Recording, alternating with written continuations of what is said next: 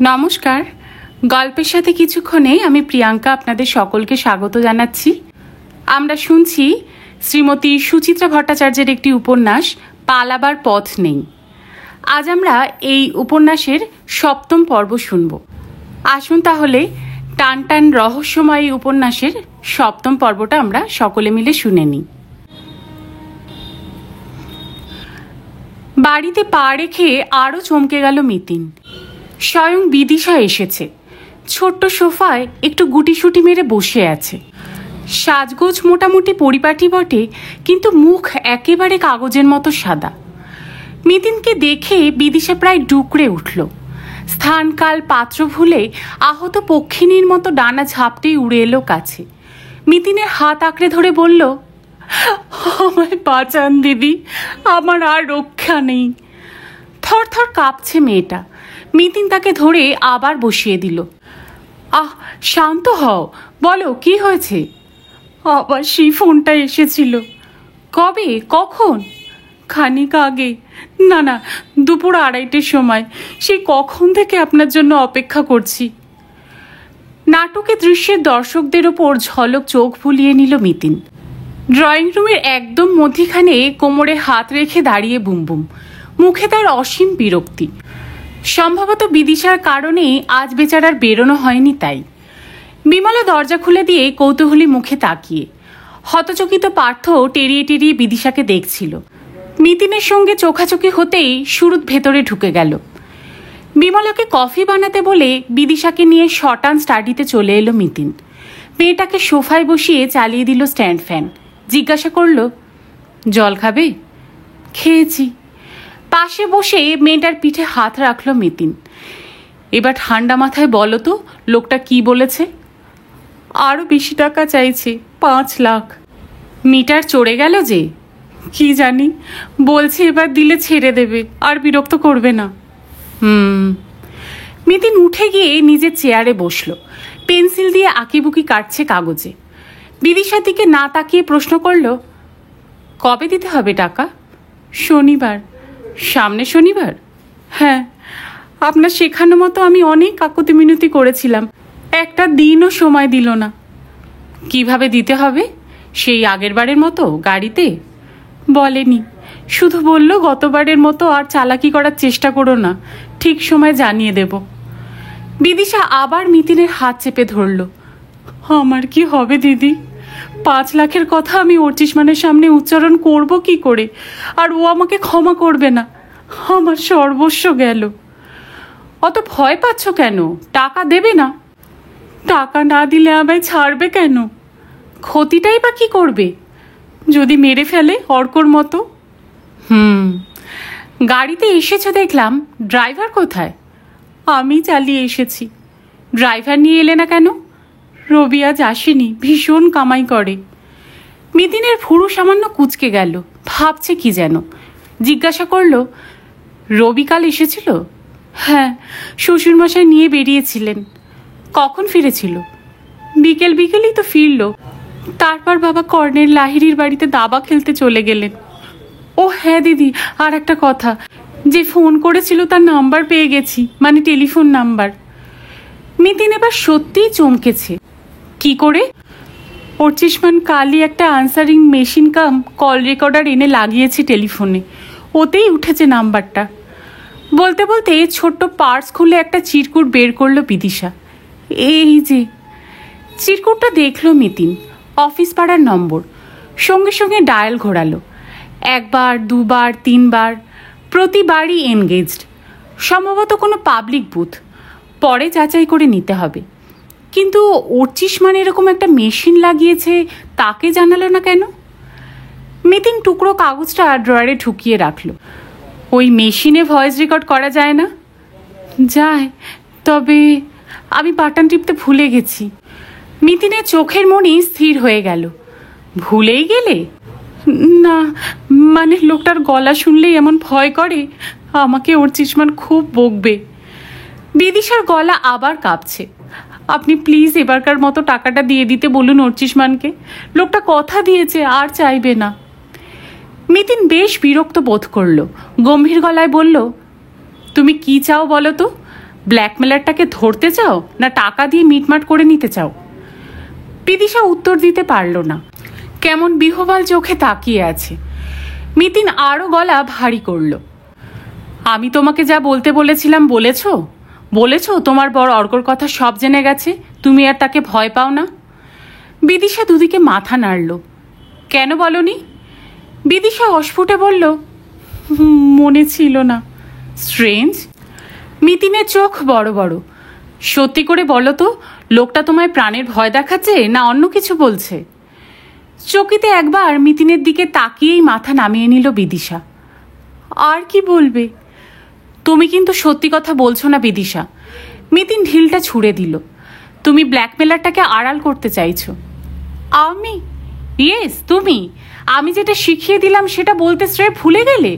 তোমার স্বামী তোমার জন্য রেকর্ডার কিনে আনলেন, ঠিক সময় চালানোর কথা তোমার মনেই পড়ল না? 1 সপ্তাহ ধরে ভয়ে বাড়িতে বসে রয়েছো, নড়ছো না, অথচ ফোনটা পেয়ে দিব্যি সেজেগুজে নিজে গাড়ি চালিয়ে এতটা পথ চলে এলে শুধু বলতে আমি যেন অর্চিষ্মানকে বলে ব্ল্যাকমেলারটাকে টাকা পাইয়ে দিই। না, আমার কেমন গন্ডগোল লাগছে। এই কেস থেকে আমি হাত ধুয়ে ফেলেছি। আমি এক্ষুনি তোমার বরকে সাফ জানিয়ে দিচ্ছি, স্ত্রীর প্রাণ বাঁচানোই যদি শুধু উদ্দেশ্য হয় তাহলে তিনি টাকা পয়সা দিয়ে পাহারাদার পুষুন, নয়তো পুলিশে যান। রিসিভারের দিকে হাত বাড়াতেই খপ করে মিতিনের হাত চেপে ধরেছে বিদিশা। প্লিজ দিদি, তুমি সব কথা খুলে বলছো না কেন? মিতিন আবার একটা ঢিল ছুড়ল। বলো আমায়, কথা দিচ্ছি তোমার স্বামী জানবে না। বিদিশা নিষ্পন্দ, নিথর, মাথা নিচু করে বসে আছে। কফি রেখে গেছে বিমলা। আপন মনে কাপ দুটো ধোঁয়া উড়িয়ে চলেছে। মিতিন গলা একদম খাদে নামিয়ে ফেলল। তুমি বড় নিষ্ঠুর মেয়ে বিদিশা। তোমার ভালো করতে গিয়ে একটা ছেলেকে মরতে হলো। তুমি কি চাও না তার খুনি ধরা পড়ুক? এবার বিদিশার গাল বেয়ে টপ টপ জল গড়াচ্ছে, ফুঁপিয়ে উঠল। আমি খুব খারাপ মেয়ে। আমি সবাইকে ঠকিয়েছি, আমার বরকে, শ্বশুরকে। অর্চিষ্মান সব জানলে আমায় বাড়ি থেকে দূর করে দেবে। বলছি তো, কিচ্ছু জানবে না, তুমি শুধু আমায় বলো। ধীরে ধীরে থেমে থেমে নিজেকে উন্মোচিত করল বিদিশা। শোনালো নিজের পূর্ব ইতিহাস, অরুণ, মিহির, ভাস্কর সকলের কথা। বলল কেন সে এখনো ভয় পাচ্ছে ব্ল্যাকমেলারটাকে। মিতিনও প্রশ্ন করে যাচ্ছিল একটার পর একটা। মাঝের ফাঁক ফোকরগুলো ভরিয়ে নেওয়ার চেষ্টা করছিল। ভাস্করের সঙ্গে সাম্প্রতিক সাক্ষাতের বিবরণ, ভাস্করের প্রতি বিদিশার সন্দেহ, পুষণ অর্চিষ্মানের সঙ্গে ভাস্করের সম্পর্ক, কিছুই গোপন করল না বিদিশা। মিহির অরুণকে সে তেমন ধর্তব্যের মধ্যে আনছে না জেনেও তাদের হদিশ কোথায় পাওয়া যেতে পারে জিজ্ঞাসা করে নিল মিতিন। কাহিনী শেষ করে নাক টানছে বিদিশা, চোখ মুছছে হাতের পিঠে। ভয়ে ভয়ে মাঝে মাঝে তাকাচ্ছে মিতিনের দিকে, চোখ নামিয়ে নিচ্ছে। মিতিন গুম হয়ে ভাবল কিছুক্ষণ, তারপর প্রশ্ন করল, তোমার এসব অতীত কাহিনী তোমার বাপের বাড়ির লোকরা জানে? না। দাদাও জানে না? সে তো প্রায় তোমার পিঠোপিঠি। কিছু কিছু হয়তো জানতে পারে, বলতে পারবো না।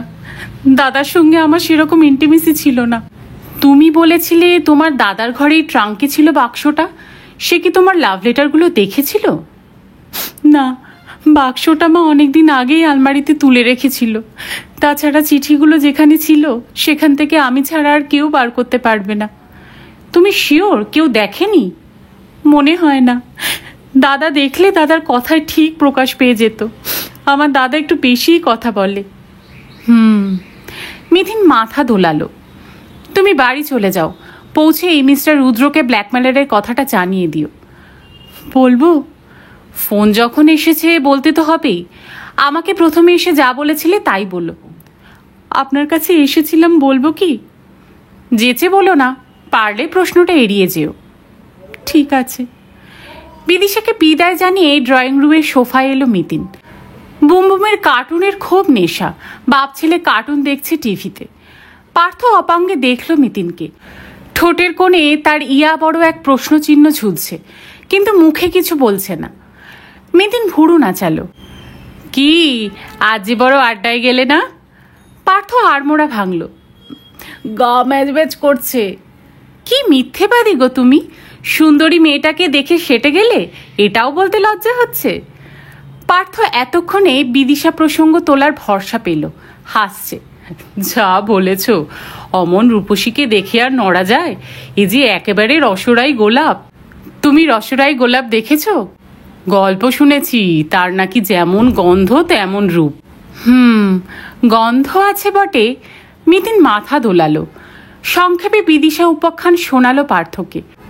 বারবার কথাগুলো আওড়ালে তার একটা সুফলও আছে, কাহিনীর খুঁটিনাটিগুলো মস্তিষ্কে গেঁথে যায়। পার্থ চোখ গোল গোল হয়ে গেছে, ছদ্ম আতঙ্কে সুরে বলল, কি মেয়ের কেস করছো? এ মেয়ে তো মেয়ে নয়, ডাকিনি নিশ্চয়ই। রূপ খুব সাংঘাতিক জিনিস, বুঝলে? রূপকে যদি কেউ পণ্য করে তবে তার পরিণতি কখনোই ভালো হয় না। এ মেয়ের ক্ষেত্রে আরও দুটো ফ্যাক্টর যোগ হয়েছে, অশিক্ষা আর লোভ। আহা, ওভাবে দেখছো কেন? বিদিশা দেবী তার রূপকে নিবেদন করতে চেয়েছেন নানান দেবতার কাছে। ব্যাপারটা সেই একই হলো, নিজেকে ফুল বেলপাতা মনে করা কিংবা কলা বাতাসা। তবে হ্যাঁ, কেসটা এখন অনেক বেশি লজিক্যাল মনে হচ্ছে। ওই ব্ল্যাকমেলারটাকে এখনো ভয় পাওয়া, অর্চিষ্মানের সঙ্গে দূরত্ব, সবেরই জোরালো গ্রাউন্ড পাচ্ছি এখন। কিন্তু কেসটা একটু জটিল হয়ে গেল না? কতগুলো অচেনা চরিত্র এসে গেল। কাকে ছেড়ে কাকে ঘাটাবে তুমি? সব জায়গায় ট্র্যাপ করবেই বা কী করে? ভাবছি। মিতিন টিভির পর্দায় চোখ রাখল। এক ইঁদুরছানাকে তাড়া করছে এক প্রকাণ্ড ভাল্লুক। সম্ভাব্য অসম্ভাব্য অজস্র উপায়ে ভাল্লুককে নাকাল করছে ইঁদুরছানা। একবার ভাল্লুকের নাকের ভেতরে ঢুকেও বেরিয়ে এলো। বুম বুম হাততালি দিয়ে উঠল, হি হি হাসছে। রাগে গড়গড় ভাল্লুকটাকে দেখতে দেখতে মিতিন আনমনে বলল, লুকোচুরিটাকে খেলছে জানতেই হবে। There is one particular person, এবং সে বিদিশার আদেও অচেনা নয়। তুমি তো বললে বিদিশা কাকে সন্দেহ করছে, ওই ভাস্কর না কি যেন নাম? পার্থ টিভি সাউন্ড অল্প কমিয়ে দিল। হ্যাঁ, ভাস্কর, বিদিশার স্কুল লাইফের প্রেমিক। তাকে তো বাজিয়ে দেখতেই হবে, কিন্তু কয়েকটা খটকা থেকে যাচ্ছে। যদি সে ব্ল্যাকমেলারই হয়, তাহলে দুবার ফোনে ভয় দেখানো, এমনকি টাকা দেওয়াটাও ফাইনালাইজড হয়ে যাওয়ার পরও বিদিশাকে দেখা দিল কেন? অথবা বলা যায় আদৌ তার দর্শনই বা মিলল কেন? তাহলে এমন কি কেউ আছে যে ভাস্করকে শো করে বিদিশাকে বিভ্রান্ত করে দিতে চায়? তুমি কি ভূষণের কথা বলছো? আমি ভূষণ অর্চনা দুজনেরই কথা বলছি। অর্চনার সঙ্গে বিদিশার রিলেশনটা স্টাডি করতে হবে, ভূষণকেও। আর সেই বাকি প্রেমিকগুলোকে তাদের খোঁজও নিচ্ছি, কারণ একটা ব্যাপার পরিষ্কার, তাদের অস্তিত্ব সম্পর্কে ব্ল্যাকমেলাররা অবহিত আছে। তাদের কারোর সঙ্গে ব্ল্যাকমেলারের কানেকশন থাকাটা অসম্ভব নয়। এমনকি ওদের কেউ ব্ল্যাকমেলার হলেও আমি অবাক হব না। ব্যর্থ প্রেমিকরা প্রতিহিংসা থেকে কি করতে পারে আর কি যে না করতে পারে। তবে হ্যাঁ, তাদের এখন খোঁজ করাটা, কে কোন লোকালিটিতে থাকে, বিদিশা মোটামুটি বলে দিয়েছে। সুভাষ আর অজয়কে পাঠিয়ে তাদের আগে একবার তালাশ করে নিতে হবে। যাহ বাবা, তুমি এই বজ্জাত ছোড়াটাকে একেবারে হিসেবের বাইরে করে দিলে। ওই চিত্রভানুটাকে আমি কাউকে হিসেবের বাইরে রাখিনি, বলতে কি অর্চিষ্মান রুদ্রকেও নয়। অর্চিষ্মান? যা, সে কেন হবে? কেন নয়? মুখে অর্চিষ্মান যতই বলুক সে আদৌ অর্কর অস্তিত্ব সম্পর্কে জানতো না, কথাটা সত্যি নাও হতে পারে।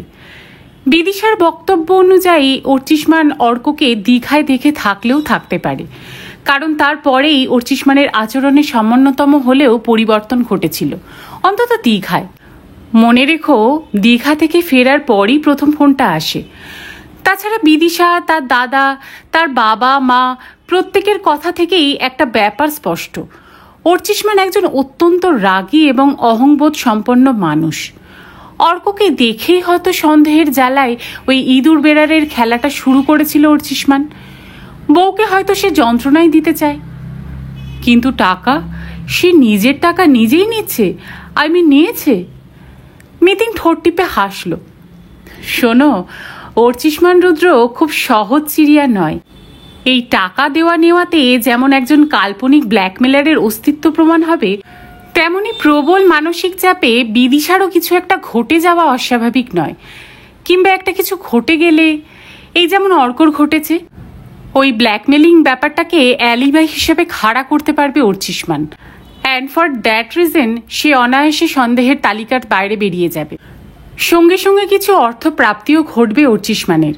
মনে রেখো, মাত্র কদিন আগে বিদিশার নামে সে 10 লাখ টাকার একটা লাইফ ইন্স্যুরেন্স করিয়েছেন।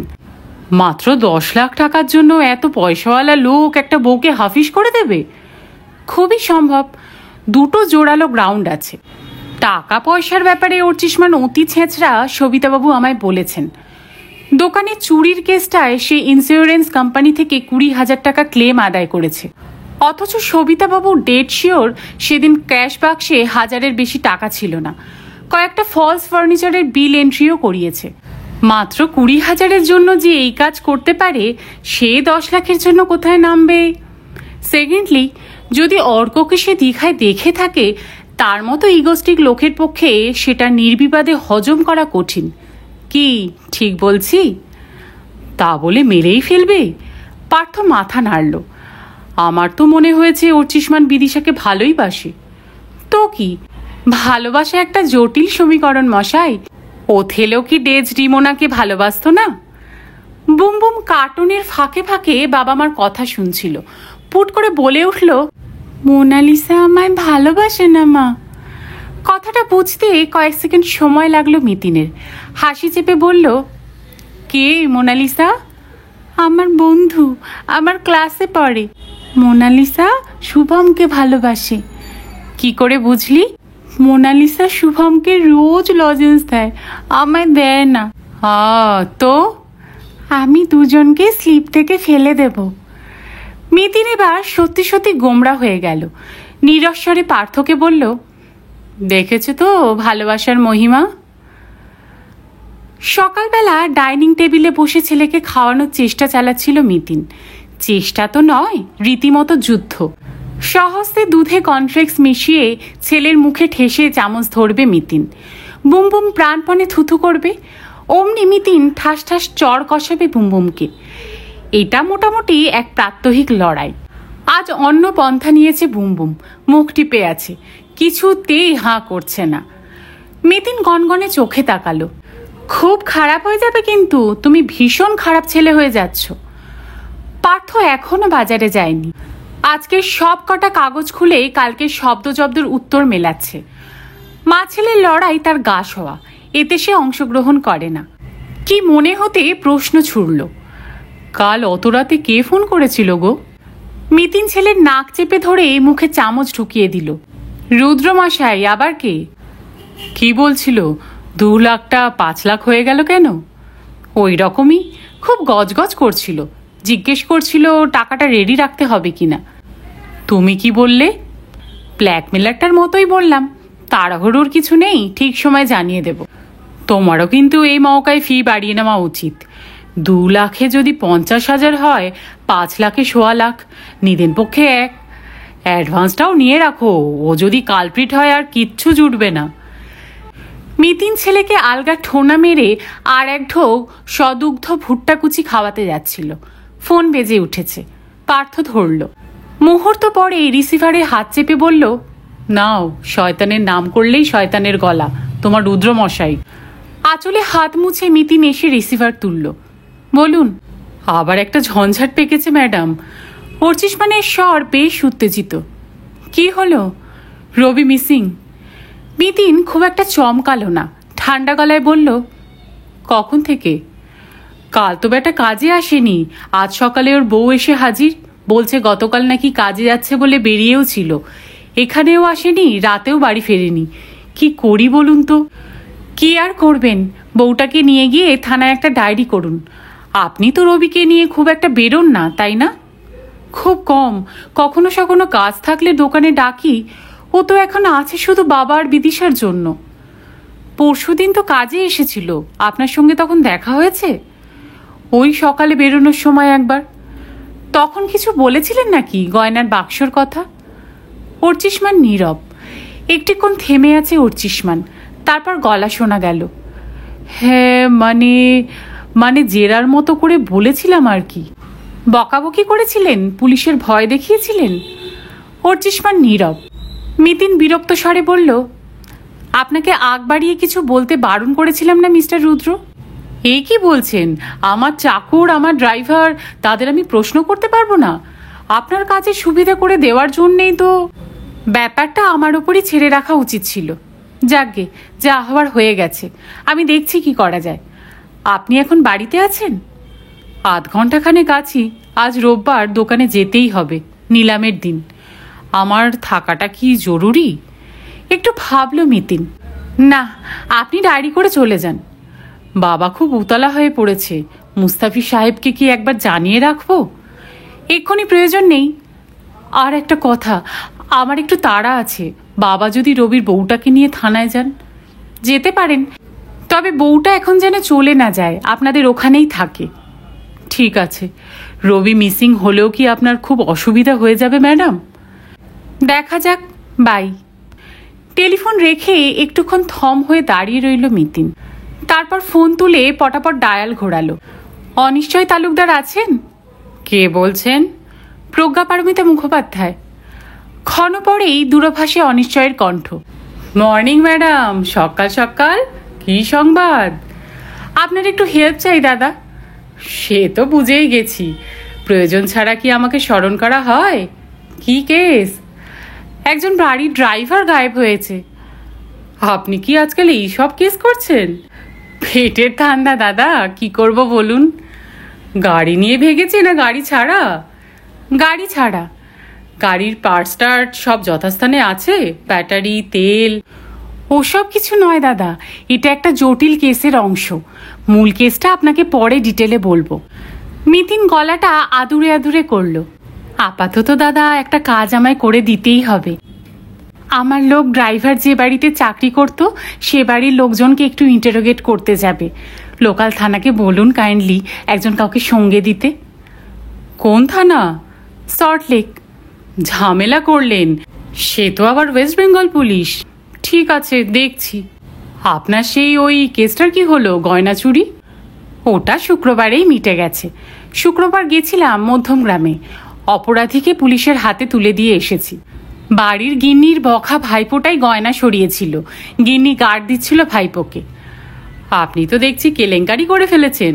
আমাদের ভাত রুটি গেল। হে হে হে।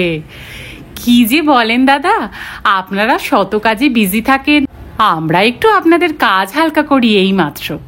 তাহলে দাদা সল্টলেকের ব্যবস্থাটা করে দিচ্ছেন তো? ড্রাইভারের নাম রবি, মালিকের নাম অর্চিষ্মান রুদ্র। কি রুদ্র? অর্চিষ্মান। অর্চিষ্মান সূর্যের নাম, মনে থাকবে। টেলিফোন রাখতেই কাগজের আড়াল থেকে পার্থ বলে উঠল, লোকটাকে খুব থিওরি দিয়ে ম্যানেজ করে যাচ্ছ। হ্যাঁ মানে? কামিনী কাঞ্চন থিওরি? কাঞ্চন তো নেই, কামিনীটাই মারছ। বাজে কথা বলো না তো। মিতিন চোখ পাকিয়ে তাকালো। যার ইউথ ইন্টিগ্রিটি কাজ করে তাদের এসব কোনো থিওরি অ্যাপ্লাই দরকার হয় না। ওঠো তো, কাগজ পেন্সিল নিয়ে না বসে চটপট বাজার সেরে এসো। আমি চাউমিন বানিয়ে রাখছি, খেয়েই বেরিয়ে পড়বে। কোথায়? পার্থ আকাশ থেকে পড়ল। প্রথমে সল্টলেক থানা, সেখান থেকে বিদিশাদের বাড়ি। রবি হাওয়া। গাইডলাইন তৈরি করে দিচ্ছি, সেই অনুযায়ী ওদের বাড়ির সকলকে ডিটেলে জেরা করবে। বিদিশার শ্বশুর কাউকে ছাড়বে না। গাইডলাইনের বাইরে প্রশ্ন করতে পারো, কিন্তু ব্ল্যাকমেলিং নিয়ে একটাও কথা নয়। আর মাথায় রাখবে তুমি তখন পুলিশের লোক। রবিবার সকালে পুলিশের লোক সাজাবে? অসুবিধা কি? তুমি তো নাটকে সব কিছুই সাজো। বুম বুম খাওয়া ফেলে লাফিয়ে উঠল। আমি পুলিশ হব, আমি বাবার সঙ্গে যাব না।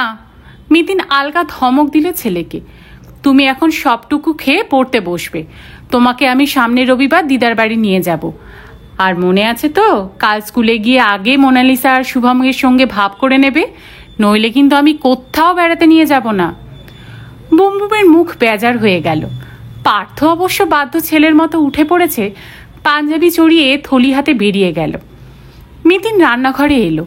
জলে নুন ফেলে ডেকচি গ্যাসে বসালো। জল ফুটলে নুডলস ছাড়বে।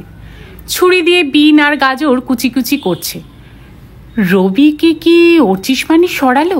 রবিকে দিয়েই কি চিঠিগুলো চুরি করিয়েছিল অর্চিষ্মান? কিন্তু তাহলে রবিকে জেরা করার কথাটা কেন চেপে গেল না? কথাটা হয়তো মিথ্যেও হতে পারে, হয়তো নিজেই কায়দা করে সরিয়ে নিয়ে এখন নিজের একটা বোকা চালাক ইমেজ খাড়া করতে চাইছে। মিতিন দ্রুত হাতে পেঁয়াজ কুচাতে শুরু করলো। হাতও চলছে, মাথাও চলছে। বাক্সটা পাওয়ার পর নয় অরুণ মিহিরের কথা অর্চিষ্মান জেনেছিল, কিন্তু তার আগে বিদিশাকে ফোন করেছিল কি করে? শুধুই অর্ককে দেখে? ঝট করে হঠাৎ কল রেকর্ডারই বা কিনলো কেন? ভাস্করের সঙ্গে অর্চিষ্মানের ভালো পরিচয় আছে, কিন্তু কতদিনের? ভাস্করকে কিছু বলেছে? মিহির অরুণের কথা ভাস্কর কতটা জানে? জল ফুটে গেছে। গাজর বিন জলে ফেলল মিতিন। হাঁক দিল, বিমলা। বিমলা বিছানা তুলছিল, রান্নাঘরে দরজায় এলো। তুই সুভাষের বাড়িটা চিনিস? হ্যাঁ, এই তো দাসপাড়ায়, মিষ্টির দোকানের গলিটায়। টক করে একবার যা তো, সুভাষকে বল আমি ডাকছি, জলদি ফিরবি, পথে আবার দাঁড়িয়ে আড্ডা মারিস না। বিমলা উঠতে উঠতে চলে গেল। রবিবারের অলস সকাল হঠাৎই দারুণ কর্মব্যস্ত এখন। বাজার থেকে ফিরে খচাখচ দাড়ি কামালো পার্থ। মিতিন চাউমিন বানিয়ে ফেলেছে, টেবিলে খাবার সাজিয়ে চলে গেছে স্টাডিতে। তৈরি করে দিচ্ছে পার্থর কাগজপত্র। পার্থ বেরিয়ে যেতেই মিতিন খানিক হাঁপ চিরল। চা খেতে খেতে চোখ বোলাচ্ছে খবরের কাগজের পাতায়। বিমলাকে রান্না বুঝিয়ে এবার স্নানে ঢুকবে, বুমবুমকেও করাবে স্নান। সুভাষ এলো কাটায় কাটায় 10টায়। বছর 30 বয়স, দারুণ চটপটে, কথাবার্তায় তুখর। চেহারায় তেমন ঔজ্জ্বল্য না থাকলেও বেশ বুদ্ধির ছাপ আছে। ছুটির দিনে ডাক পড়েছে বলে এতটুকু অসন্তুষ্টি নেই মুখে। মিতিন বলল, আজই কয়েকটা কাজ করতে হবে সুভাষ, 2টো লোকের এক্স্যাক্ট অ্যাড্রেস চাই, কাছেই, ভবানীপুর কালীঘাটের মধ্যেই। থার্ড আর একজন মোটামুটি locally known, politically well connected. এর সম্পর্কে বিশদ খবর চাই, মানে লোকটার টাকা পয়সা কেমন, নারীর দোষ আছে কিনা, কিসের কিসের ব্যবসা, বন্ধু বান্ধব কারা, আচার ব্যবহার কেমন, এইসব। 2টো লোকের নম্বর দিচ্ছি, অর্চিষ্মান রুদ্র আর ভূষণ রায়। এদের যে কাউকে রিং করে লোকটার অ্যাড্রেস বার করতে পারো। কাজগুলো খুব আর্জেন্ট কিন্তু। সুভাষ সব বুঝে নিয়ে বলল, কালীঘাটের পার্কের পেছনটা, মানে ওই মিহির সরকার? এটা চটপট হয়ে যাবে, ওখানে আমার প্রচুর চেনা। গুড, বেরিয়ে পড়ো। ও হ্যাঁ, আর একটা ফোন নাম্বার রাখো, আমার মনে হচ্ছে এটা পাবলিক ফোন, তোমাকে এক্সচেঞ্জে গিয়ে ভেরিফাই করতে হবে। এই কাজটা অবশ্য কাল করলেও চলবে। বুমবুমের এবিসিডি লেখা অনেকক্ষণ শেষ। ঘুরঘুর করছে টিভির আশেপাশে, সাহস করে কিছু বলতে পারছে না। ছেলেকে কাছে ডেকে আদর করলো মিতিন। টিভির কার্টুন চালিয়ে দিল। আহারে, ছেলেটা কাল থেকে বড্ড বকুনি খাচ্ছে। পার্থ ফিরল প্রায় 2টো নাগাদ। খাওয়া দাওয়া সেরে ছেলেকে ঘুম পাড়িয়ে মিতিন তখন স্টাডি রুমে বসে দীপক ভাল্লা কেসের খুঁটিনাটি লিখছিল। টেবিলে একতারা কাগজ ফেলে দিল পার্থ। এই নাও তোমার সব রিপোর্ট। এর মধ্যেই হয়ে গেল? কি এমন ছাতার মাথার কাজ? গেলাম, সবাইকে প্রশ্ন করলাম, চলে এলাম। রবির বাড়ি দেখে এসেছ? ফেরার পথে গিয়েছিলাম। কি দেখলে? সব লেখা আছে, আমাকে আর ডিস্টার্ব করো না। এক্ষুনি খেয়ে রিহার্সালে ছুটতে হবে, কাল যায়নি, আজ দেরি হলে অমলদা কান মুলে দেবে। প্রভাকর দত্তর কথাটা মাথায় রেখো, আমার হাতে কিন্তু একদম সময় নেই। জানি। দীপক ভাল্লা সরিয়ে রবি খাড়াতে মনোযোগী হলো মিতিন। প্রত্যেকে জবানবন্দি আলাদা আলাদা পাতায়। পড়তে পড়তে দরকারি অংশগুলো টুকছে মিতিন, সাজাচ্ছে মনোলগের ঢঙে নাম ধরে ধরে। দীননাথ। রবিকে আমি ড্রাইভার হিসেবে বহাল করেছিলাম। বছর 8 আগে অ্যাম্বাসাডার বেচে মারুতি কিনি, তখন থেকেই আছে। 1000-এ ঢুকেছিল, এখন মাইনে 1200। রবিকে পাঠিয়েছিল আমার জামাই, সম্ভবত রবি ওর কারখানায় কোনো কর্মচারীর রিলেটিভ। আমার আগের ড্রাইভার বুড়ো হয়ে গিয়েছিল, চোখেই দেখত না, তাই। হাওড়া জেলায় রবির বাড়ি, আমতার দিকে। গ্রামের নাম ফাম জানি না। এখানে ফুলবাগানে ভাড়া বাড়িতে থাকে, সে বাড়িও দেখিনি। ড্রাইভার হিসেবে রবি ভালোই, হাত পাকা, নম্রভদ্র, তবে একটু অলস প্রকৃতির। বাড়ির ডিউটি, কাজ কম, মাঝে মাঝে এদিকে ওদিকে কোথায় চলে যেত। আমি ইদানিং বড় একটা গাড়ি ব্যবহার করি না, আমার গান বাজনা শোনার শখ আছে। কাজ থেকে অবসর নেওয়ার পর শখটা এখন নেশা। ফাংশনে গেলে অনেকক্ষণ লেগে যায়, শুধু শুধুই ড্রাইভারকে অতক্ষণ আটকে রাখার আমি পক্ষপাতী নই। বিদিশাই ওকে নিয়ে বেরোয় বেশি। শুক্রবার দুপুরে ঘণ্টাখানেকের জন্য বেরিয়েছিলাম আমি। টেপ রেকর্ডারটার গন্ডগোল করছিল। শ্যামবাজার মোড়ে একটা চেনা দোকানে দেখাতে গিয়েছিলাম। একটু যেন তখন মন মরা ছিল, কারণ জিজ্ঞাসা করিনি। নেশা ভাঙ করতো কিনা আমার জানা নেই। প্রেম করে ভেগেছে বলে আমার মনে হয় না। কুসঙ্গেও পড়তে পারে। হ্যাঁ, বিশ্বাসী ছিল। পদ্মপানি। রবি আগে আমায় খুব মান্যিগণ্যি করত। বৌদিমণি আসার পরে বদলে গেছিল। কামাই করছো কেন জিজ্ঞাসা করলে ফুরুক্কি করতো, ঠিক জবাব দিত না। মাঝে মাঝে ঘুরতে যেত কোথায়, বলতো কাজ নেই বসে বসে কি খই ভাজবো। কোথায় যেত বলতে পারবো না। দাদাই ওকে লাই দিয়ে মাথায় তুলেছিল। কর্তাবাবুকে অবশ্য ভয় পায় খুব। তিনি ডাক পাঠালে হাই হাই করে দৌড়াতো। কর্তাবাবু কোনো ড্রাইভারকে বেশি খাটাতে ভালোবাসেন না। দোকান থেকে ফিরতে রাত হলে কতবার কর্তাবাবু ট্যাক্সিতেই ফিরতেন। শুনেছি অল্প স্বল্প মদ খেত রবি। মেয়ে মানুষের দোষ আছে বলে আমার মনে হয় না। শুক্রবার কখন গেছে দেখিনি। সুমতি সংসারী মানুষ ছিল। বউ মেয়েকে খুব ভালোবাসত। এবার পুজোয় বউয়ের জন্য কি একখানা দামি কাপড় কিনেছে। 3 মেয়ের জন্য ভালো ভালো জামা। কয়েকদিন আগে দেশে জমি কিনেছে। এমন মানুষ সব ছেড়ে পালাবে বলে আমার বিশ্বাস হয় না। পরশু চলে গিয়েও একবার ফিরে এসেছিল। এই রাত 7-8টা নাগাদ। বলছিল কি বোনাসের জন্য এসেছে। মুখটা তখন ভার ভার ছিল। মানদা চা খেতে এসে রবিদাদা গল্প করতো খুব। সংসারের কথাই বলতো বেশি। আর একটা কথাও বলতো, বৌদিমণি এসে নাকি ওর কপাল ফিরে গেছে। বৌদিমণি খুব টাকা পয়সা দিত বোধ হয়। শুক্রবার কখন গেছে বলতে পারবো না। দেবলা খাড়া। আমাদের অনেকদিন বিয়ে হয়েছে। বড় মেয়ের বয়স 16, মেজো 14, ছোট 10। চাপা স্বভাবের লোক আমার স্বামী। বাইরের কথা ঘরে এসে বলতো না। বড় মেয়ের সম্বন্ধ দেখছিল একটা, দেনা পাওনা নিয়ে কথা চলছিল। রোজ রোজ নেশা করতো না, তবে পরশু রাতে চুর হয়ে ফিরেছিল। সকালেও গম্ভীর ছিল খুব। বেরোনোর আগে বলেছিল, আমার যদি কখনো কিছু হয়ে যায় মালিকের কাছে যাস। বাড়ি ছেড়ে চলে যাওয়ার মানুষ নন তিনি। এই পর্যন্ত লিখে থামল মিতিন। বিদিশার বয়ানে আলগা চোখ ফোলালো, লিখল না কিছু। রবির বাড়ির বর্ণনাটাও পড়ে নিল একবার। ফুলবাগানে প্রায় বস্তি এলাকায় 1.5 কামরার বাসা। দেওয়াল পাকা, মাথায় টিনের চাল। চাকচিক্যহীন, তবে সম্প্রতি সাদা কালো টিভি কিনেছে একটা স্টিলের পুরনো আলমারি আছে। কাগজগুলো ফাইলে ঠুকিয়ে একটুক্ষণ চোখ বুজে রইল মিতিন। দুপুর ফুরিয়ে এসেছে। পার্টিশনের গায়ে কাটা ছোট্ট জানলা থেকে সরে যাচ্ছে আলো। ছায়া ঢেকে যাচ্ছে ফালি জায়গাটুকু। হাত বাড়িয়ে টেবিল ল্যাম্পটা জ্বালল মিতিন। নেভালো, আবার জ্বালল।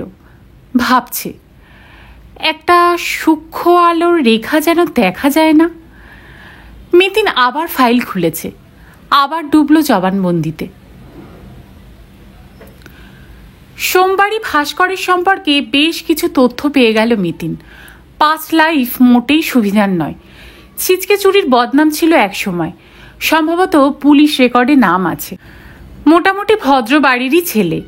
মামা বা কাকা কারুর সুবাদে বছর 5 আগে এক নামী নেতার পার্শ্বচর বনে যায়।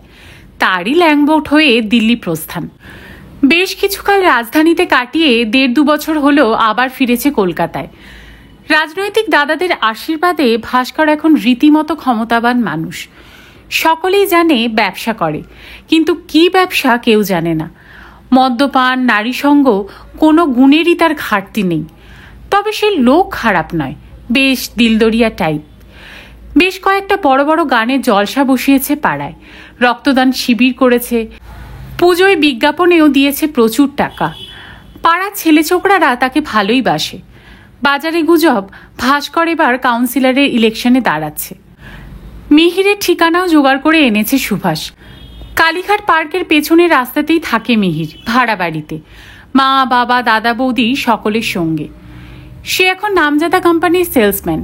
সকাল 9টায় বেরিয়ে যায়, ফেরে 7:30-8টায়। অতি সম্প্রতি বিয়ে করেছে মিহির, গত শ্রাবণে। অরুণের খোঁজ পেতে অবশ্য সুভাষের কালঘাম ছুটে গেছে। কে এক নগণ্য অরুণ কবে যদুবাবুর বাজারের ফুটপাতে চুরির দোকান দিয়েছিল তাও কোন কালে উঠে গেছে, কে তার খবর রাখে। তার উপর এখন পুজোর ভিড়, দোকানদাররা খদ্দেরদের নিয়েই মজে আছে, কেউ কোনো উত্তরই দিতে চায় না। অনেক ঘুরে শেষে অরুণের এক কাকার সন্ধান পেয়েছে সুভাষ। হাওড়ার মঙ্গলাহাট থেকে বাচ্চাদের জামা প্যান্ট কিনে এনে যদুবাজারে বেচেন তিনি ছোট্ট একটা দোকানে বসে। অরুণের হাল শাকিন, তিনি দিয়েছেন বটে, সঙ্গে সঙ্গে ঝুড়ি ঝুড়ি নিন্দেও করেছে ভাইপোর। সে এখন নাকি বিয়ে করে ঘর জমাই, থাকে অশোকনগরে। একেবারে বউয়ের পা চাটা বনে গেছে সে। বছরে একবার কাকা কাকির মুখ দেখতে আসারও নাকি সময় পায় না, অথচ এই কাকাই তাকে এক সময়। খবরগুলো নিয়ে একটু নাড়াঘাটা করল মিতিন, তারপর বিকেল নাগাদ অভিযানে নেমে পড়ল। প্রথমে ভাস্করের বাড়ি। চিনতে বিশেষ অসুবিধা হলো না, হাজরা রোডের ওপরেই দোতলা বাড়ি। পুরনো, তবে জরাজীর্ণ নয়, সদ্য রঙও করা হয়েছে। দরজা হাট করে খোলা, সামনেই বৈঠকখানা ঘর, সেখানে জনা ৫-৬ যুবক কথা বলছে উচ্চস্বরে। মিতিন দরজা দিয়ে মুখ বাড়ালো। ভাস্করবাবু আছেন? এক ৩০-৩২ সুদর্শন যুবক উঠে এলো। বলুন, আমি ভাস্কর। আপনার সঙ্গে একটু দরকার ছিল, পার্সোনাল। ভুরু কুচকে মিতিনকে ২-১ সেকেন্ড দেখে নিল ভাস্কর, তারপর ভেতর দিকে হাত দেখিয়ে বলল, আসুন, আমি আগে এদের সঙ্গে কথা সেরে নিই। কোণের গদিওয়ালা চেয়ারে বসল মিতিন। ভাস্কর যুবকদের সঙ্গে কথা বলছে আবার, তবে তার স্বর তেমন উচ্চ নয়। পাড়ার পুজো নিয়ে আলোচনা চলছে। কথা বলতে বলতে হঠাৎ হঠাৎ মিতিনের দিকে দৃষ্টি চলে আসছে ভাস্করের। অস্বস্তিকর চাউনি, তবু চোখ সরাচ্ছিল না মিতিন। মাঝে মাঝে আলগা চোখ বুলিয়ে নিচ্ছিল চারিদিকে। দেওয়ালে অজস্র ছবি, প্রায় ছবিতেই ভাস্কর কোনো না কোনো মন্ত্রীর সঙ্গে। একটা মা কালীর ছবিও ঝুলছে, পাশে কোনো এক গেরুয়াধারী বাবা। দুটো ফ্রেমেই টাটকা জবার মালা। মিনিট ১০-এর মধ্যে ছেলেগুলো উঠে গেল। একজন দরজা থেকে বলল, তাহলে ভাস্করদা, আমরা কিন্তু লাইটের লোককে অ্যাডভান্স করছি না। দরকার নেই, ওটা আমার ওপর ছেড়ে দে। ঘর ফাঁকা হতে ভাস্কর আবার সোফায় এসে বসল। মুখে ঈষৎ হাসি মাখিয়ে বলল, ইয়েস ম্যাডাম, বলুন আপনার জন্য কি করতে পারি। মিতিন হাসল না, কেজো গলায় বলল, আমি বিদিশার কাছ থেকে আসছি, আমি বিদিশার বন্ধু। হাসিটা থমকে গেল, তারপর ধীরে ধীরে মুখে বিস্ময় ফুটে উঠেছে। কে বিদিশা? আপনি কোন বিদিশার কথা বলছেন? আমি অর্চিষ্মান রুদ্র স্ত্রীর কথা বলছি। হো, অর্চিষ্মান রুদ্র, আই মিন অকশনিয়ার। হ্যাঁ বলুন। আপনার সঙ্গে বিদিশার কয়েকদিন আগে দেখা হয়েছিল? হ্যাঁ হয়েছিল, ভূষণবাবু, ভূষণ রায়ের মেয়ের জন্মদিনে। কেন বলুন তো? মিতিন ভাস্করের চোখে চোখ রেখে বলল, বিদিশাকে কেউ একজন ফোনে ভয় দেখাচ্ছে, বিদিশার ধারণা ওটা আপনি। ক্ষণিকের জন্য চোখে মুখে একটা অবিশ্বাস ভাব ফুটে উঠল ভাস্করের। পরক্ষণেই হো হো হেসে উঠেছে। আমি আমি বিদিশাকে ভয় দেখাবো কেন? কারণটা আপনি ভালোই জানেন। না, জানি না। আপনার সঙ্গে বিদিশার পূর্ব পরিচয় ছিল, অস্বীকার করতে পারেন? কেন অস্বীকার করব? কিন্তু সেটা তো একটা ক্লোজ চ্যাপ্টার, বহুকাল আগেই চোখে বুকে গেছে। আপনার বান্ধবীর ওপর আমার আর কণা মাত্র আকর্ষণ নেই। হ্যাঁ, সেদিন অবশ্য আমি বিদিশাকে দেখে অবাক হয়েছিলাম। ভাবতেও পারিনি বিদিশার মতো অমন একটা মেয়ে ওরকম একটা জম্পেশ হাজব্যান্ড জুটিয়ে ফেলেছে। বিদিশার মতো মেয়ে বলছেন কেন? বিদিশা কিসে কম? আপনার বন্ধুর সম্পর্কে আজে বাজে কমেন্ট করলে তা কি আপনার শুনতে ভালো লাগবে? অত্যন্ত টিপ টাইপের মেয়ে। মিতিন চোখের কোণ দিয়ে তাকালো। আপনিও এমন কিছু দামি মানুষ নন। মিতিন ভেবেছিল মন্তব্যটায় উত্তেজিত হয়ে পড়বে ভাস্কর, কিন্তু ভাস্কর সেদিকে গেলই না। মুচকি মুচকি হাসছে। সিগারেট দেশলাই বার করলো পকেট থেকে, তবে সঙ্গে সঙ্গে ধরালো না। কপাল নাচিয়ে বলল, কেসটা কি খুলে বলুন তো দেখি। একবার তো বললাম, সামওয়ান ইজ থ্রেটিং হার। ঠিক আছে, ধরুন আমি থ্রেট করছি, দেন।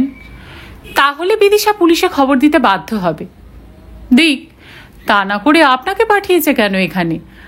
আবার জোরে হেসে উঠল ভাস্কর। হাসতে হাসতেই বলল, আপনি কি শিওর আপনার বন্ধুকে কেউ ফোন করছে? মানে সত্যি সত্যি করছে? কেন এ কথা বলছেন কেন? আমার তো মনে হচ্ছে বিদিশা আমার সঙ্গে আবার রিলেশন তৈরি করতে চায়। ভূষণবাবুর পার্টিতে ওর হাব ভাব দেখে আমি আঁচ করেছিলাম। আমাকে না চেনার ভান করছে, ওদিকে আবার ঘুরে ঘুরে আমাকেই দেখছে। ভাস্কর ফস করে সিগারেট ধরালো। আপনাকে দুধ করে পাঠায়নি তো?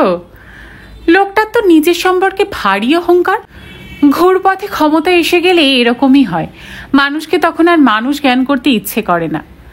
ভাস্কর আবার বলল, ও কি অর্চিষ্মান রুদ্রকে নিয়ে হ্যাপি নয়? অবশ্য না হওয়ারই কথা, যা একখানা চিজ। কেন, তিনি কি করেছেন? হেব্বি মক্খি চুষ, পিঁপড়ের পেট টিপে মধু খাওয়া পার্টি, তারপর আবার সন্দেহবাতিক। কিছুদিন আগে বার নিয়ে একটা ট্যাক্সের কেসে ফেসেছিল। ভূষণবাবু মানে ওর দিদির হাজবেন্ড নিয়ে এসেছিল আমার কাছে। আমি সামহাও ম্যানেজ করে দিই। তখনই দেখেছি 2 পয়সা বার করতে চায় না। সব সময় ধারণা লোকে ওকে স্কুইজ করছে, সারাক্ষণ মুখটা ভেটকে আছে। কোনো সুন্দরী মেয়ে ওকে টলারেট করতে পারবে না। ভূষণবাবুর সঙ্গে আপনার কতদিনের পরিচয়?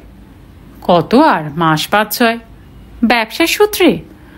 ওই আর কি, ঢালাই ঘরের মালিক মিলে একটা পার্টি দিয়েছিল। গভর্নমেন্টে 2-4 জন ছিল, আমরাও কয়েকজন ছিলাম।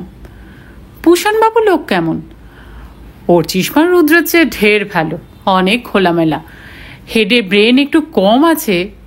মানে বোকা? বোকাই তো, একতরফা শ্যালকের জন্য পড়ে যায়। শ্যালক কিন্তু তার কোনো ক্রাইসিসেই ফিরে তাকায় না। বলতে বলতে দুম করে থেমে গেল ভাস্কর। এই দাঁড়ান দাঁড়ান, আপনিও তো প্রশ্ন করছেন কেন বলুন তো? আপনি কি গোয়েন্দা নাকি? মিতিন হাসল। আমি বিদিশার ওয়েল উইশার, বন্ধু। একটুক্ষণ তীক্ষ্ণ চোখে মিতিনকে দেখল ভাস্কর। তাচ্ছিলের ভঙ্গিতে বলল, সেই হন, আমার কিছু এসে যায় না। একটা কথা আবার আপনাকে স্পষ্ট করে বলে দিচ্ছি, বিদিশার ব্যাপারে আমার আর কোনো ইন্টারেস্ট নেই। অর্চিষ্মান রুদ্রর সঙ্গে আমার কিছু কাজ কারবারের কথা চলছে। বিদিশার পাল্লায় পড়ে আমি তা নষ্ট হয়ে দিতে রাজি নই। আপনার আর কিছু জানার আছে? না। মিতিন উঠে পড়ল। ফোনের ব্যাপারটা কিন্তু সত্যি, বিদিশা সত্যিই খুব আপসেট হয়ে আছে। তো আশা করি আমাদের এই মিটিংটা গোপন রাখবেন। কেন? কারণ আপনার এককালের বান্ধবী তাই চায়, আপনাকে সে এ ব্যাপারে রিকোয়েস্ট করতে বলেছে। ভাস্কর আবার হাহা হেসে উঠল। তার মানে আপনাদের সন্দেহের তালিকা থেকে আমায় বাদ দিয়ে দিলেন, তাই তো? মিতিন উত্তর দিল না, সামান্য হেসে দরজার দিকে এগোলো। ভাস্করও সঙ্গে সঙ্গে এসেছে। আপনার নামটা তো জানা হলো না। মিতিন, মিতিন মুখার্জি। Sweet name. ভাস্কর জিভ দিয়ে একটা অদ্ভুত শব্দ করল। চাপা স্বরে বলল, আপনার চেহারাটাও অ্যাট্রাকটিভ। আমাদের কি আর একদিন দেখা হতে পারে না? মিতিন এবার সত্যি সত্যি হেসে ফেলল। নিশ্চয়ই পারে, বড়া ছেলেকে নিয়ে আসবো একদিন পুজোর সময়। বাই। হাঁটতে হাঁটতে ভাবছিল মিতিন, ভাস্কর চ্যাটার্জি লোকটা কি, যার সঙ্গে একটা সময় চুটিয়ে প্রেম করেছে, হতে পারে অপরিণত ভালোবাসা, তার সম্পর্কে কি অদ্ভুত রকম উদাসীন। হয় লোকটা খুব লুচ্চা টাইপ, নয় ঝানু ক্রিমিনাল। রাজনীতির লোকেদের সঙ্গে অবশ্য ঝানু ক্রিমিনালদের খুব একটা তফাৎ নেই। বাস স্টপে এসে মিতিন ঘড়ি দেখল, 5:15। কালীঘাট পার্ক এখান থেকে খুবই কাছে, কিন্তু এখন গিয়ে কোনো লাভ নেই। এই 2-2.5 ঘন্টার সময় এখন কি করবে মিতিন? ঝট করে একবার বাপের বাড়ি ঘুরে আসবে? বেহালা যেতে আসতে আর কতক্ষণই বা লাগে? থাক, এ সপ্তাহে কোথাও যাওয়া নয়। বিদিশা এপিসোডের সমাপ্তি না হওয়া পর্যন্ত মিতিনের শান্তি নেই। বিদ্যুৎ ঝলকের মতো একটা চিন্তা উকি দিয়ে গেল মাথায়। আর একবার ঘড়ি দেখে নিয়ে একটা ট্যাক্সি ধরল মিতিন। 6টার মধ্যে পৌঁছে গেছে ফুলবাগান। ঠিকানাটা মুখস্থই ছিল, জিজ্ঞেস করে করে সোজা রবির বাড়ি। সন্ধে নেমে গেছে, আলো জ্বলছে রবির ঘরে। বাইরে থেকে মিতিন শুনতে পেল টিভি চলছে। টিভির আওয়াজ ছাপিয়ে শোনা গেল এক মহিলার গলা, খুব বকাবকি করছে মেয়েকে। সরু গলির এক পাশ দিয়ে কাঁচা নর্দমা, ভক ভক পচা গন্ধ বেরোচ্ছে। নাকে আঁচল চেপে মিতিন ডাকলো, রবি, রবি আছো নাকি? মহিলার স্বর থেমে গেল। ফালি দালানে বেরিয়ে এসেছে। সে প্রশ্ন করার আগেই মিতিন বলল, রবি ফিরেছে কাজ থেকে? দেবলা দ্রুত দুদিকে মাথা নাড়ল। না তো, কেন? রবি আমাকে বলেছিল একটা ভালো ড্রাইভার জোগাড় করে দেবে। সে তো এখানে নেই, কোথায় গেল? উত্তর দিতে ইতস্তত করছে দেবলা। একটা বছর দশেকের মেয়ে বেরিয়ে এসেছে ঘর থেকে, তার দিকে কড়া চোখে তাকালো। মেয়েটা শ্রুত করে ঢুকে গেল ভেতরে। মিতিনের বুক থেকে স্বস্তির নিঃশ্বাস বেরিয়ে এলো। যা আন্দাজ করেছিল তাই। গা ঢাকাই দিতে হয়েছে রবিকে। অর্থাৎ বাক্স চুরির ঘটনাটা কোনোভাবেই আকস্মিক নয়। বৃথা প্রশ্নে আর গেল না মিতিন। আলগাভাবে বলল, রবি এলে তুমি তাহলে একটু বলে দিও দিদিমণি ড্রাইভারের জন্য এসেছিল। দেবলা ঘাড় নাড়ল। সরে এলো মিতিন। হাঁটতে হাঁটতে ফুলবাগান মোড়ে এসে রাস্তায় দাঁড়িয়ে একটা রোল খেলো। ফুটপাথের দোকান থেকে এক গ্লাস চাও নিল। চঞ্চনে খিদেটা মিটতে পাশের বুথ থেকে বাড়িতে ফোন করার চেষ্টা করলো কয়েকবার। লাইন পাওয়া যাচ্ছে না। পার্থ কি ফিরে কোনো বন্ধুর সঙ্গে টেলিফোনে আড্ডা জুড়ল? অসম্ভব নয়। মেয়েদের চেয়েও বেশিক্ষণ পার্থ গল্প করে ফোনে, জানে মিতিন। আবার ট্যাক্সি ধরে হাজরা ফিরতে 8টা। কালীঘাট পার্কের পেছনের রাস্তাটায় পুজোর প্যান্ডেল বাঁধার কাজ চলছে। সামনে দাঁড়িয়ে গুলতানি করছে ছেলেরা। তাদের কাছে মিহিরের নাম ঠিকানা একবার যাচাই করে নিল মিতিন। তারপর একতলা বাড়ির দরজায় এসে কড়া নাড়ছে। দরজা খুলেছেন এক পৌঢ়। কাকে চাই? মিহিরবাবু কি ফিরেছেন? এই তো ঢুকলো। আপনি? আমি মিসেস মুখার্জি, মিহিরবাবুর অফিস কলিগ। ও, আসুন আসুন। মিতিন ঢুকলো না। ব্যস্ত ভাব ফুটিয়ে বলল, বসবো না, এক্ষুনি চলে যাব, কাইন্ডলি একটু ডেকে দিন না। ভদ্রলোক ভেতরে যাওয়ার অব্যবহিত পরেই মিহিরের আবির্ভাব। সন্দিগ্ধ চোখে দেখছে মিতিনকে। আমাকে খুঁজছেন আপনি? আপনি তো মিহির সরকার। হ্যাঁ, কিন্তু আপনি? মিতিন চাপা স্বরে বলল, বিদিশাকে মনে আছে? আমি বিদিশার কাছ থেকে আসছি। চকিতে একবার পেছনে তাকিয়ে নিল মিহির। হঠাৎ কি ব্যাপার? এখানে বলবো না বাইরে আসবেন? মিহির স্পষ্টতই নার্ভাস। আর একবার ঘুরে ভেতরটা দেখে নিল। চার্চটার সামনে যান, আমি আসছি। মিনিট 5 মধ্যে গ্রিক চার্চের গেটে এসেছে মিহির। হাঁপাচ্ছে অল্প অল্প। উত্তেজিতভাবে বলল, আমাকে আবার কি দরকার পড়লো বিদিশার? মিতিন গম্ভীর মুখে বলল, আপনি নিশ্চয়ই জানেন বিদিশার বিয়ে হয়ে গেছে। শুনেছি। খুব বড়লোক বাড়ি বিয়ে হয়েছে বিদিশার। মিহির সামান্য রুক্ষ হলো। আপনার প্রয়োজনটা বলুন। ঝটপট কথাগুলো সাজিয়ে নিল মিতিন। দেখুন, আমার বন্ধু এখন ওয়েল সেটেলড, আর সে অতীতের স্মৃতিগুলো ছড়িয়ে ছিটিয়ে রাখতে চায় না। নিশ্চয়ই কারণটা বুঝতে পারছেন। মিহিরের মুখে কোনো প্রতিক্রিয়াই ফুটল না। নিরস্বরে বলল, আমি কি করতে পারি? আপনার কাছে ওর কিছু চিঠি আছে, কয়েকটা ফটো। যদি কাইন্ডলি সেগুলো ফেরত দিয়ে দেন। ফটো? চিঠি? রসিকতা করতে এসেছেন নাকি আমার সঙ্গে? আপনার বন্ধু তো কবেই সব ফেরত নিয়ে গেছে। এবার মিতিনের চমকানোর পালা। বিদিশা নিয়ে গেছে? কবে? স্ট্রেঞ্জ, নিজের দাদাকেই তো পাঠিয়ে সব নিয়ে গেল। দাদা এসে কত কাকুতি মিনতি, ওগুলো দিয়ে দিন, একটা বড় জায়গায় বোনের বিয়ের কথা চলছে। এই তো গত বছর পুজোর ঠিক পরপরও দাদাটা এসেছিল। মিতিন অস্ফুটে বলল, দাদা এসেছিল? মানে চিত্রভানু? হ্যাঁ হ্যাঁ, ওই রকমই কি একটা নাম তো বলল। আমিও ভেবে দেখলাম ওই মেয়ের চিঠি রেখে আমি আর কি করব। মিহির চোখ সরু করল। খুব ভাবনায় পড়ে গেলেন মনে হচ্ছে। চিঠিগুলো কি তাহলে বিদিশার হাতে পৌঁছয়নি, নাকি আপনার বন্ধু আবার নতুন কোনো খেলা খেলতে চাইছে? মিতিনের যেন কানেই গেল না কথাটা। বলল, আপনি শিওর বিদিশার দাদাই এসেছিল? তাছাড়া আর কে আসবে? কার না কার একটা সাদা অ্যাম্বাসাডার নিয়ে এসেছিল। সাদা অ্যাম্বাসাডার? মিতিন আবার হোঁচট খেল। সঙ্গে আর কেউ ছিল না? নিজেই তো চালাচ্ছিল গাড়ি। ও, মিতিন বিড়বিড় করে বলল, তাহলে বোধহয় কোথাও একটা ভুল বোঝাবুঝি হচ্ছে। সরি, আপনাকে মিছিমিছি ডিস্টার্ব করলাম। ঠিক আছে, কাইন্ডলি আর আমার কাছে আসবেন না। আমি একটা যথেষ্ট সম্মানিত জীবনযাপন করছি। আপনার বন্ধুর ব্যাপারে নতুন করে জড়ানোর আর বিন্দু মাত্র ইচ্ছে নেই। চিন্তিত মুখে বাড়ি ফিরল মিতিন। ঘরে ঢুকতেই পার্থ ঘোষণা করল, তোমার অর্চিষ্মান রুদ্রর ফোন এসেছিল। বুম বুম পার্থর কাছে বসে কার্সিভ লেটার লেখা শিখছে। ছেলের মাথায় একটু হাত বুলিয়ে মিতিন জিজ্ঞাসা করল, কি বললেন মিস্টার রুদ্র? রবির ব্যাপারে কোনো খোঁজ খবর পেলে কিনা জানতে চাইছিল। আর তো কিছু বলল না। তার মানে ব্ল্যাকমেলারের ফোন এখনো আসেনি। সত্যি, আর মাত্র 4 দিন বাকি। কোথায় টাকাটা দিতে হবে জানাচ্ছে না তো?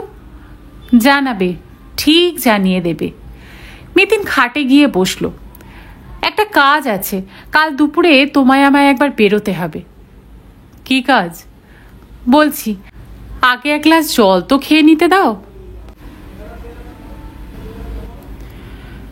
শেষ করলাম আজকের পালাবার পথ নেই এই উপন্যাসের 7ম পর্ব। গল্প পাঠ আপনাদের কেমন লাগছে আমাকে কমেন্ট করে প্লিজ জানাবেন। আপনাদের কমেন্ট কিন্তু আমার কাছে অত্যন্ত মূল্যবান। আপনাদের কমেন্টের দ্বারাই আমি অত্যন্ত উদ্বুদ্ধ হই গল্প পড়ার জন্য। গল্প পাঠ যদি ভালো লাগে তবে গল্পটাকে একটা লাইক করে দেবেন। আর আজ যদি চ্যানেলে নতুন হয়ে থাকেন তাহলে প্লিজ চ্যানেলটাকে সাবস্ক্রাইব করে নিয়ে পাশে যে বেল আইকনটি আছে তার অল নোটিফিকেশনটা অন করে দেবেন। তাহলে যে কোনো গল্প আপলোড করার সঙ্গে সঙ্গে তার নোটিফিকেশান আপনাদের কাছে পৌঁছে যাবে। সকলে খুব ভালো থাকবেন, সুস্থ থাকবেন। গল্প শোনার জন্য আপনাদের অসংখ্য অসংখ্য ধন্যবাদ।